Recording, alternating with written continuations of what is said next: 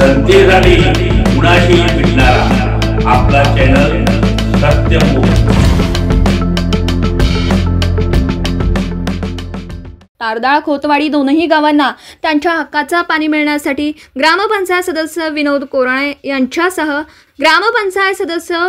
कोराणे यांच्यासह गावातील सर्व कार्यकर्ते यांनी पाण्यासाठी अन्नत्याग करून उपोषणाला सुरुवात केली आहे।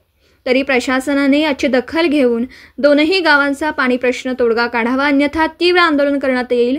खरं वास्तविक ज्यांना निवडून दिला, आमदार, खासदार, जिल्हा परिषद सदस्य, तालुका पंचायत सदस्य यांनी मुळातच पाण्याच्या प्रश्नावर उपोषण करेपर्यंत बघ्याची भूमिका घ्यायला नसली पाहिजे। त्यामुळे गावातून अशी चर्चा आहे की आम्ही दिलेलं मत वाया गेलंय व आम्हाला पाण्यासाठी उपोषण करण्याची वेळ आली आहे। सत्यमुख प्रतिनिधी तानाजी नर्मदे, हातकणंगले, जिल्हा कोल्हापूर। जनतेसाठी कुणाशीही भेटणारा आपला सत्यमुख। लाईक करा, शेअर करा आणि बेल आयकॉन ऑन करा। मित्रांनो, विसरू नका।